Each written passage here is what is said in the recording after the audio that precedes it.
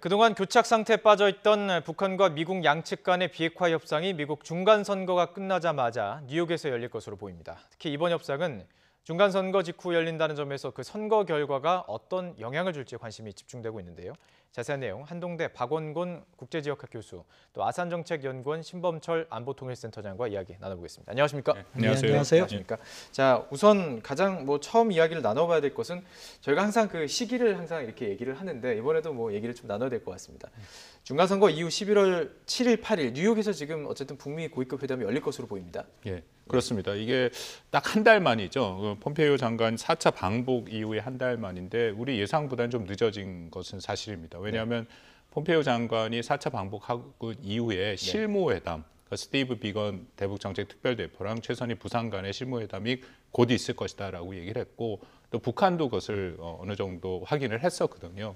그래서 곧바로 이루어질 것이다라고 생각을 했는데 여러 가지 이유 결국 중간선거, 미국 중간선거가 가장 큰 요인으로 작용을 했다라고 생각을 합니다만 그 이후에 지금 결국 열리게 됐다라고 판단이 됩니다. 여전히 실무회담은 열리지 않고 또 다시 고위급 회담으로 갔다라는 데서 우리가 좀 어떤 의미도 찾아볼 수 있다라고 생각이 됩니다. 그렇군요. 그렇다면 그 미국에서 중간선거 이후 그리고 바로 직후에 이렇게 잡은 이유는 뭘까요? 그리고 그 결과에 따라서 또 달라질 수 있을까요? 사실은 중간선거가 북핵 정책에 큰 영향을 미치진 않을 거라고 봐요. 지금 미국 선거 동향을 봐도 공화당은 상원에서 계속해서 다수당을 유지하고 하원 같은 경우 민주당이 이제 다수당이 될 가능성이 높은데 그 정도라면은 일기 행정부에서 의례 있는 일이기 때문에 트럼프 행정부로서도 굳이 대북 정책을 바꿔야 될 필요성도 느끼지 않을 것이고 또 새롭게 다른 정책으로 바꾼다고 해도 그것은 압박 정책이 될 텐데 그것이 효과가 있다 그런 장담을 못하는 상황에서 리스크를 안을 필요가 없다고 봅니다. 그런 측면에서는 큰 변화 요인은 없지만 북한의 입장에서는 다르게 접근했을 수가 있다. 그러니까 중간선거 이전에는 아무래도 선거를 앞두고 미국 트럼프 행정부가 보다 강경한 자세를 유지할 수 있기 때문에 그런 부담에서 조금 벗어난 중간선거 이후에 만나는 것이 좋지 않겠느냐. 그런 취지에서 폼페이오 국무장관은 10월 7일 날 방북을 한 다음에 한 다음 주나 다다음 주에 있을 것처럼 이야기했지만 한 차례 미뤄지고 두 차례 미뤄져서 중간선거 이후에 이렇게 고위급 회담을 갖는 것 같습니다. 누구를 만나느냐도 관심인데 지금 어쨌든 간에 폼페이오가 그 미국 뉴스와의 인터뷰에서 나온 것을 보면 김영철 위원장을 만날 것 같습니다. 예, 그렇습니다. 그 고위급 회담을 통해서 조금 대화가 이루어질 수 있는 가능성들이 좀 보이는 거 아닌가요? 그러니까 이인자라고 표현을 했으니까 지난번에도 이인자 김영철이다라고 해서 이제 얘기를 했죠. 아마 크게 주제는 몇 가지로 이미 좀 좁혀져 있습니다. 폼페이오 장관도 이제 밝혔듯이 사찰 문제, 이게 풍계리와 이제 동창리가 될 것 같은데 비핵화 문제에서도 좀 더 깊이 사찰까지. 사찰 문제, 사찰단을 구성을 해서 아마 어떤 식으로 이제 사찰을 할 건지 시기, 방법, 절차 같은 것들이 좀 구체적으로 논의가 될 수 있을 거다라고 생각이 되고요. 그건 이제 폼페이오 장관이 직접 얘기를 했습니다. 또 하나는 이제 당연히 2차 북미 정상회담이 언제 이루어질 것인가에 대한 논의가 될 것이다라고 생각이 되고요. 세 번째는 지난 그 4차 폼페이오 그 장관의 방북 때 이미 이제 김정은 위원장이랑 5시간 반 동안 얘기를 해서 많은 부분들이 북미 간의 입장은 확인이 됐습니다. 근데 그때 결국은 일종의 합의를 이루지 못한 거거든요. 결국 북미 간의 이제 비핵화 선조치, 상응 조치를 두고 이제 그 서로 간의 이제 입장은 확인이 됐지만 합의는 여전히 이루어지지 못한 상태이기 때문에 아마 그 한 달여 간에 양국에 좀 변화가 있을 것인지에 대한 아마 확인 정도가 이루어질 가능성이 좀 있다라고 생각이 됩니다. 또 하나 지금 주목이 되는 게 결국 친서 문제인데요. 지난번에도 김영철 부위원장이 친서를 갖고 오지 않았습니까? 그 친서가 이번에도 저는 올 가능성 좀 있다라고 생각이 됩니다. 왜냐하면 북한의 입장에서는 어쨌든 중요한 것이 2차 북미 정상회담을 조속한 시일 내에 이루는 것이 중요하거든요. 그러기 위해서는 트럼프 대통령을 상대로 하는 그런 또 일종의 제스처가 중요하기 때문에 또 친서를 아마 전달할 가능성도 있다라고 생각이 됩니다. 그렇습니다. 박 교수님께서 정리해 주신 내용들을 보면 일단 입장차는 확인했고 합의는 됐는지는 사실 모르는 것이고요. 그리고 친서를 통해서 과연 워싱턴 채널과의 그러니까 트럼프 대통령과의 직접적인 이야기가 가능할까 이 부분입니다. 이 부분에 대해서 전망과 이런 거 어떻게 보십니까? 그러니까 지금 북한이 전개하는 그 협상 전술이라고 보면은 그러니까 구체적인 실무 차원에서 하나하나 꼼꼼히 따지기보다는 어떻게 보면 가능하면 정상급, 그것이 아니라면 고위급 회담을 통해서 어떻게 그 북한이 어떻게 비핵화 조치를 해야 될 검증 부분을 조금 간단하게 넘어가려고 하는 것 같아요. 네. 그러니까 예를 들어서 뭐 비건이 협상을 한다면은 검증과 관련해서 무슨 특별 사찰이나 임의 사찰을 갖다가 북한이 수용해야 되고 어느 시설을 봐야 되고 구체적인 이슈들 그렇죠. 예. 구체적 사실 이게 큰 의미 차이 아닙니까? 예, 예. 임의사찰까지 구체적인 한다는 이런 사안 하나를 다 합의하려고 할 텐데 네. 김정은 위원장이 트럼프 대통령을 직접 만난다면은 우리가 영변 핵시설 폐기할 테니까 그거 와서 보시라. 예. 이 정도의 트럼프 대통령이 받아줄 가능성도 있다는 거죠. 그런 의미에서 북한으로서는 조금 더 고위급에서 협상을 진행하려 하는 것이고 네. 미국과 같은 경우에는 이제 6.12 싱가포르 정상회담과는 약간 입장이 다른 거죠. 당시에는 첫 만남이기 때문에 포괄적인 합의를 해줬는데 이번에 두 번째 만남도 그런 식으로 포괄적 합의로 간다면은 미국 내부에서 역풍이 일을 가능성이 있습니다. 도대체 비핵화 협상을 어떻게 하는 것이냐. 그러니까 그런 부담을 피하기 위해서 고위급 회담이든 실무회담이든 검증 문제 같은 것은 좀 짚고 그다음에 트럼프 대통령이 어느 정도 성과를 보장받은 다음에 정상회담을 하려는 것 같다. 그런 측면에서 볼 때 이번 이제 김영철 부위원장의 뉴욕 방문이 될 것 같은데 뉴욕 방문에서는 풍계리나 동창리의 사찰단 방문 부분은 별 문제가 없을 거라고 생각합니다. 네. 합의가 이루어질 거로 보고요. 예, 예. 정상회담 같은 경우에는 그런 약간 차이를 조율하지 못한다면 역시 뭐 내년 초에 한 달 정도의 포괄적 합의가 이루어지지 않을까. 예. 만약에 북한이 무언가 검증에 있어서 새로운 카드를 가지고 간다. 그때는 정상회담의 구체적인 날짜까지 잡힐 수 있다고 하고 예. 그런 것들이 나온다면 상당히 긍정적인 대화가 진행되고 있구나 이렇게 간접적으로 조망할 수 있다고 봅니다. 저희가 이걸 계속 진행 상황을 보면은 결국에는 비핵화가 핵심이죠. 비핵화가 핵심이고 과연 북한에서 무엇을 내주고 미국은 무엇을 내줄까인데 북측에서는 지금 하나하나씩 카드를 내놓고 있다라고 스스로 생각하고 있습니다. 네. 그런데 미국에서는 대북 제재 그대로 가져간다는 거 아니겠습니까?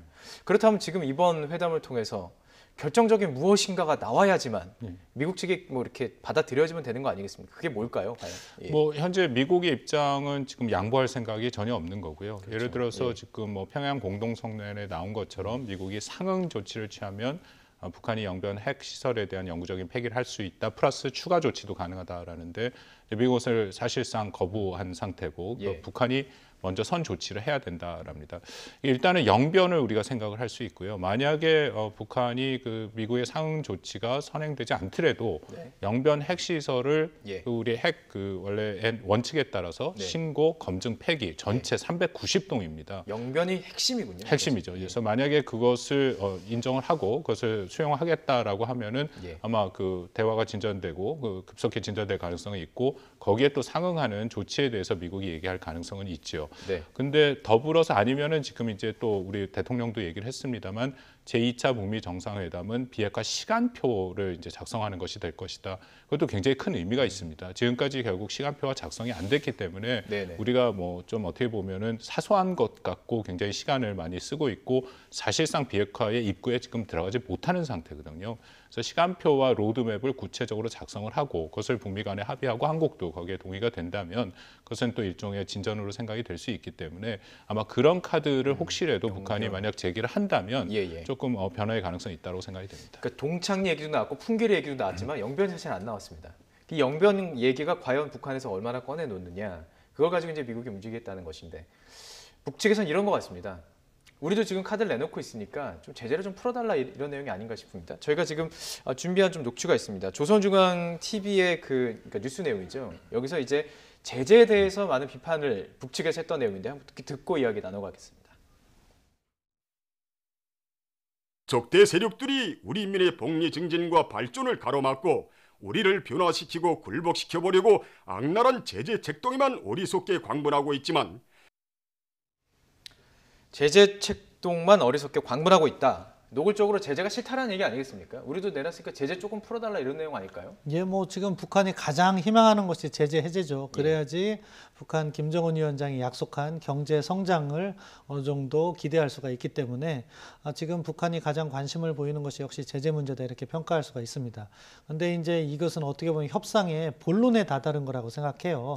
예. 왜 과거에 뭐 풍계리나 동창리나 우리도 뭐 중요한 연합군사훈련 중단을 해줬지만 그것은 서론이다 그렇게 보고 지금 제재 해제와 결국 북한이 신고 검증을 어느 수준까지 받아들일 것이냐 이것을 가지고 기싸움을 하고 있다고 보는데요. 네네. 미국의 입장에서는 제재가 해제되기 시작한다면 북한을 통제할 수 있는 수단이 없다고 믿는 거죠. 그러니까 비핵화가 어느 정도 구체적으로 진행이 돼서 북한이 이 정도면은 다시 과거로 돌아가지 않는다 하는 상황까지는 제재를 유지하고 싶어 하는 거고요. 북한의 입장에서는 만약에 보다 이른 시기에 제재를 해제받는다면은 훨씬 유리한 입장에서 협상을 진행할 수 있는 거죠.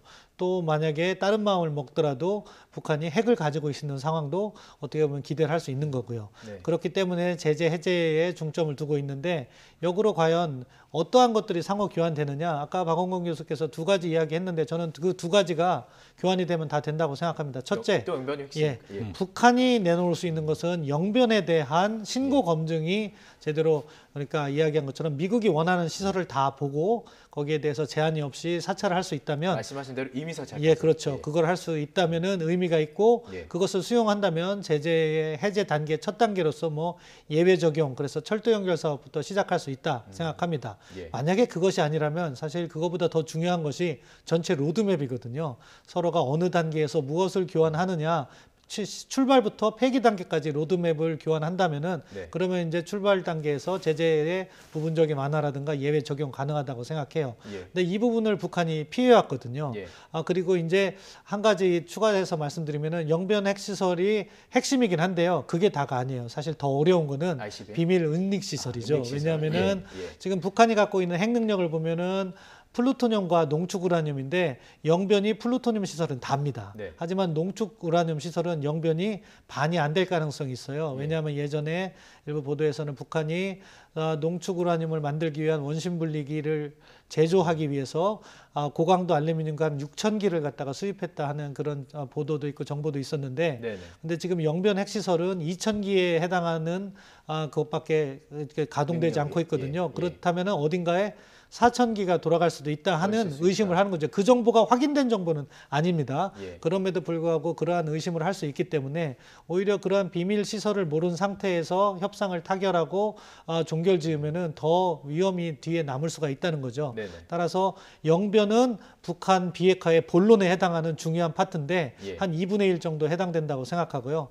나머지 2분의 1이라는 비밀 시설까지도 확인이 돼야지 우리가 이야기하고 있는 완전한 비핵화까지 다다를 수 있다. 예. 그 점에서는 앞으로 협상이 쉬운 것만 아니다 생각합니다.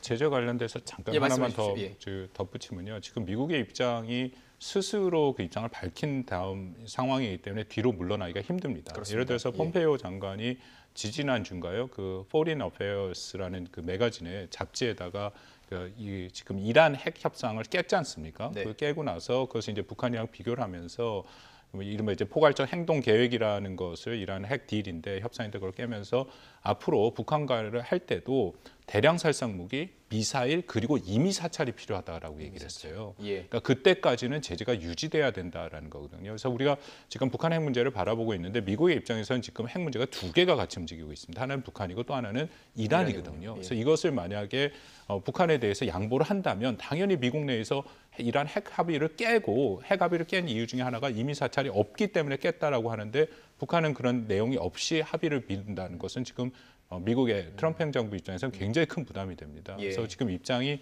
좀 굉장히 강경한 입장으로 유지될 수밖에 없는 상황이다 그렇게 판단이 됩니다. 양쪽 다 물러설 수 없는 입장으로 보이는데 지금 사실 저희가 이 비핵화의 협상 과정을 얘기하면서 들어간 말이 있습니다. 사실 이게 시작할 때부터 단계별 협상이냐 일괄 타결이냐 이거 가지고 싸우라고 얘기를 했어요. 그리고 이제 그 말이 이제 사라졌죠. 딱 보니까 지금 그러니까 북한은 단계별로 하자. 너 조금 우리 조금. 미국은 아니다. 너네 다 먼저 다 제출해라. 우리가 그러면 해주겠다. 이거 아닙니까? 이 싸움 아닙니까? 그대로 가는 그 거 싸움의 양상은 약간 변했습니다. 그러니까 예. 미국도 예. 단계별로 가는 걸 부분적으로 수용한 것 부분 같아요. 수용을 했고. 그렇지만 예, 그 예. 단계의 본론에 해당하는 영변이라든가 비밀 시설에 대해서는 철저한 신고 검증, 박원규 교수가 이야기한 그 임유 사찰까지도 예. 수용을 하라는 게 미국의 입장인 거고요. 네네. 북한으로서는 그 검증 부분을 어떻게 보면 가능하면 약간 우회적으로 간단히 줄여가면서 하고 싶은 그러한 입장을 보이는 거죠. 그게 언제 나타났냐? 10월 초에 조선중앙통신이 이야기를 했는데 그 당시에 북한의 요구사항은 종전선언이었어요. 네. 근데 미국이 종전선언에 대해서 긍정적인 이야기를 했나 봐요. 그렇죠. 대신에 신고 검증을 요구하니까 종전선언을 매개로 영변시설에 대한 신고 검증을 요구하는 터무니없는 태도를 보인다고 미국을 비난한 적이 있습니다. 그걸 갖다가 유추해 볼 때 네네. 이러한 철저한 신고 검증은 여전히 북한이 수용하지 않는 부분이고 예. 만약에 이번에 김영철 부위원장이 미국에 가서 어떠한 타결을 원한다. 정말 북한이 경제 성장을 희망한다. 네. 그럼 영변 시설에 대한 검증에 전향적인 입장을 보인다면 예. 그때는 미국도 거기에 상응하는 조치를 줄 거라고 보이는데 아직 북한이 그런 전향적인 조치를 취할 것인가? 방금 전 그 조선중앙통신에서 나왔던 김정은 위원장의 메시지를 볼 때는 아직 긍정적인 신호가 있다 하긴 조금 어려운 것 같습니다. 그렇군요. 그렇기 때문에 이제 다시 원점으로 돌아가면 김영철 부위원장이 들고 있는 그 친서에 무엇이 담겼을까? 이게 가장 알고 싶네요. 어떻게 담겼는지 참 궁금한데. 자, 그런데 그 앞서서 스티브 비건 그 대북 특별대표가 우리나라를 방문했습니다. 네. 그리고 이제 우리 정부 인사들을 만났어요. 지금 그것들 우린 추정해 볼 수 없지 않습니까? 추정해 볼 수밖에 없는데 그렇다면 그거 뭐 여러 가지 전망이 나왔지 않습니까? 대북 제재에 대한 얘기가 나오지 않았을까라는 얘기가 있습니다. 만약에 협상이 조금이라도 진전이 있다면 북측에서 원하는 뭐 남북 경협이라든지 철도 사업이라든지 이런 것 부분에 있어서 조금 풀어줄 수 있는 거 아니냐 이런 전망이 나온 거를 제가 읽었습니다.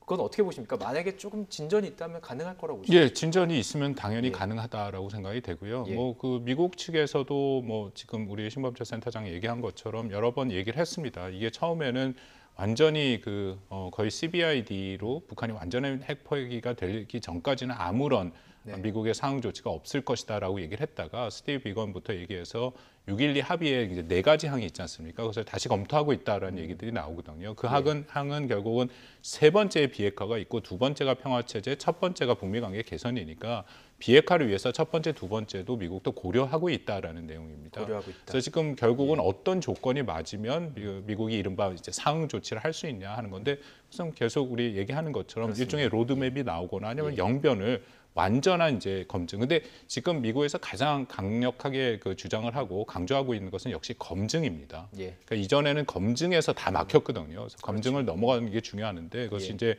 이른바 뭐 북한이 원하는 북한식의 셀프 검증이 아니라 제대로 된 국제 절차에 따른 검증을 지금 미국은 요구하고 있는 것이죠. 그렇군요. 자, 이제 좀 시각을 좀 살짝 바꿔가지고요. 미국 측의 입장에서 이 대북 관계를 좀 접근해 보면 좋을 것 같습니다. 이제 중간 선거가 이제 치러지고 난 이후에 이제 실제 대화가 이루어지기 때문에 북한 측에서는 어떤 결과를 원할까요? 민주당의 승, 공화당의 승, 미국의. 사실은 북한 측은 지금 새로운 접근이라고 하면서 탑다운 어프로치, 그러니까 정상 간의 신뢰를 기반으로 한 관계 개선과 비핵화를 이야기하고 있기 때문에 이런 적이 있었나요? 저는 이거 예. 보면서 되게 좀 새롭다는 예, 생각이 예. 많이 들었어요. 그게 사실은 어떻게 보면은 예. 트럼프 대통령과의 대화를 통해서 검증이나 이런 것을 갖다가 구체적으로 따지지 않고 큰 틀에서 합의를 보고 넘어가고자 하는 북한의 전략이 담겨 있다고 보는데요. 예. 아무튼 그런 맥락에선 트럼프 행정부가 선거에서 이기는 것을 희망하겠죠. 왜냐하면은 지금 추세로는 뭐 상원은 공화당이 이기고 하원은 민주당이 가는데 이 정도면 별 문제가 없지만 상하 양원을 민주당이 장악했을 경우에는 트럼프 행정부의 대북 정책에 대해서 상당한 견제가 들어오거든요. 그러면은 북한이 생각하고 있는 탑다운 방식이 제대로 역할을 하지 못하는 경우가 생기기 때문에 트럼프 행정부가 승리하기를 바란다고 이렇게 추정해 볼 수 있는데요. 뭐 그렇지만 선거는 선거고 선거 결과는 어떤 오픈을 해봐야 되지 않은 거니까 예. 모르겠지만 아마 지금 추세로는 미국의 대북 정책이 크게 바뀌진 않을 것 같다. 왜냐하면 앞서 잠깐 말씀드렸지만 정책을 바꾼다는 것은요, 바꾼 정책으로서 성과를 거둘 수 있다는 전제가 있어야 되는 거예요. 근데 지금 미국이 대화의 모멘텀을 이어가는 동안 북한이 핵실험과 미사일 실험을 하지 않는다는 그런 인식을 하고 있는데 네네. 정책을 바꾸면은 북한도 나름대로 다시 핵실험이나 미사일 실험으로 갈 수가 있어요. 그럼 그때 북한을 어떻게 통제할 수 있느냐? 오히려 중국의 협조가 없으면 유엔 안보리 제재 결의안도 나오기가 어려운 상황에서 예. 현재와 같은 미중 경쟁 시대에 그것을 요청하기도 어렵고 그렇다고 해서 미국이 군사 옵션을 가동하려고 한반도에 다시 군사적 긴장을 고조시킬 경우 두 가지 문제에 봉착하는 거죠. 부작용도 있겠군요. 훈련이라든가 이런 부분에 있어서 트럼프 생각으로는 돈이 많이 들어서 싫을 테고 예. 그리고 실제적으로 무력 충돌이 발생했을 경우에는 한국 정부의 반발이라든가 또는 미국 정부도 그 위험을 감당할 수가 없어요. 그럴 때는 결국 대화의 모멘텀을 이어가면서 네. 제재라는 통제 수단으로서 북한을 관리하려는 것이 미국이 가장 바람직한 방향이 아닐까. 트럼프 행정부도 그것을 인식하고 있는 것 같습니다. 자, 계속해서 트럼프 대통령은 그 북미 관계에 있어서 김정은 위원장과 사이가 좋다. 이런 취지의 계속 이야기를 해오고 있습니다. 이거 한번 듣고 계속 이야기 나눠가겠습니다. My relationship with Kim Jong-un is very good, and we are getting to a point where they really want to do something. 조금 전에 저희가 이제 그 협상 관계에서 탑다운 얘기를 했습니다. 가장 그 1인자들이 협상을 하고 나니까 내부적으로 좀 이렇게 가면서 잡음은 있지만 신기한 것은 크게 틀어지지가 않는 점이 있는 것 같습니다. 장점도 분명히 있는 것 같은데요. 미국에서 계속 이런 전략을 가지고 간다면 북한에서도 뭔가 잡음이 있지만 계속해서 이 협상은 이어져 갈 가능성은 좀 있는 거 아닐까요? 북한의 입장에서는 탑다운 방식이 훨씬 자신들한테 유리하다라고 일단 판단하고 있습니다. 왜냐하면 지난 6.12 그 1차 북미 정상회담 때 사실상 뭐 미국 내에서 굉장히 비판을 받을 정도로 아무런 알맹이가 없고 그리고 사실상 이제 북한이 원하는 것들을 다 들어줬다라는 그 비판이 있었거든요. 그래서 나름대로 북한의 입장에서는 이제 미국과의 협상하는 방식을 지금 읽었다라고 생각이 되고요. 그래서 트럼프 대통령을 상대로 일종의 빅딜, 이제 북한식 표현에 하면 통큰 결정을 하는 것이 지금 실무에 우리가 얘기를 했던 뭐 영변 핵시설의 복잡한 검증 문제라든지 그걸 뛰어넘을 수 있는 이제 그런 것이다라고 생각이 되죠.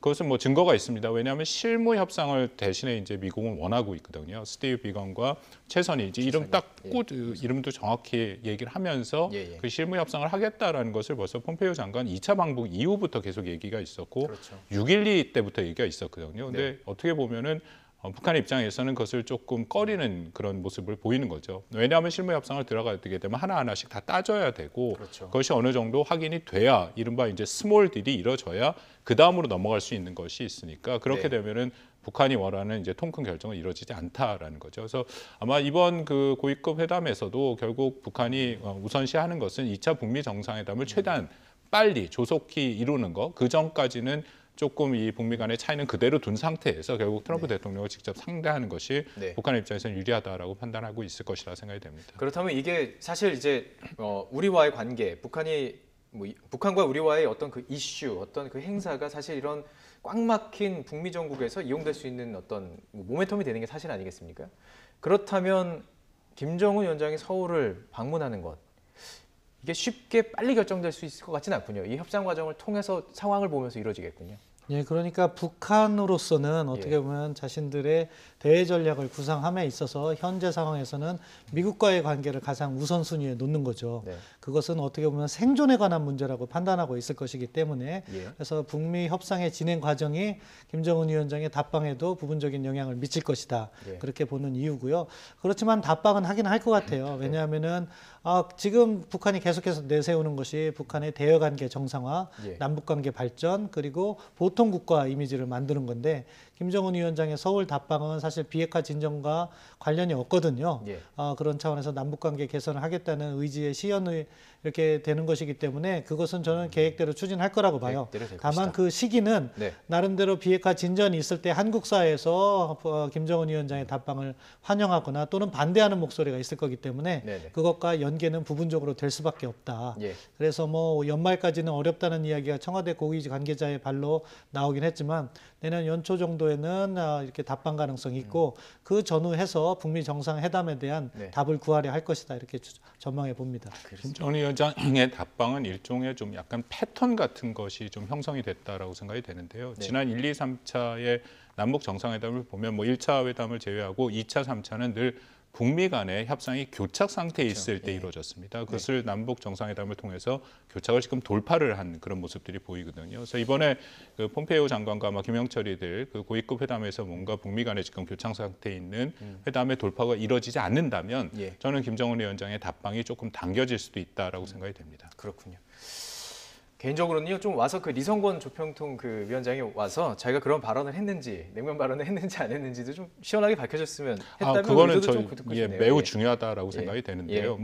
뭐 리성건 뭐 위원장이 한 얘기 자체가 우리 국격을 훼손하는 부분이 있다라는 것도 분명히 사실이고요. 네. 만약에 그렇게 다 얘기를 했다면, 근데 더불어서 저는 우리 정부와 지금 추진하고 있는 대북 정책의 핵심이 북한을 보통 국가화하는 거 아니지 예. 않습니까? 그러려면은 북한도 나름대로 외교적인 관례를 지켜야 되는 거거든요. 그렇죠. 이것은 외교적인 매우 결례입니다. 예. 그래서 이런 것에 대해서는 우리 정부가 조금 더 적극적으로 문제 제기를 해서 예. 북한으로 하여금 이런 식으로 얘기하면 안 된다라는 것을 분명히 알려줄 때 북한의 보통 국가화는 좀 당겨질 수 있다고 생각을 합니다. 예, 알겠습니다. 오늘 지금 여러 가지 주제들이 어디까지 와 있나 궁금하실 거예요, 사람들이. 지금 시청자 여러분들께서 과연 지금 이 비핵화 협상은 어디까지 와 있냐. 오늘 키워드는 두 가지인 것 같습니다. 임의 검증과 영변, 이 정도로 정리하면 될 것 같습니다. 네, 한동대 박원곤 국제지역학 교수 또 아산정책연구원 신범철 안보통일센터장과 이야기 나눠봤습니다. 고맙습니다.